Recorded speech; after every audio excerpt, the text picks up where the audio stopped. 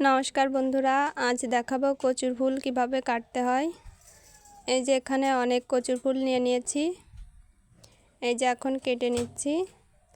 এই দেখুন কচুর ফুলের ভেতরে এরকম একটা সাদা লম্বা জিনিস থাকে, এইটা ফেলায় দিতে হয়। এই যে এখানে আরও কচুর ফুল আছে, একইভাবে সবগুলো কেটে নেব।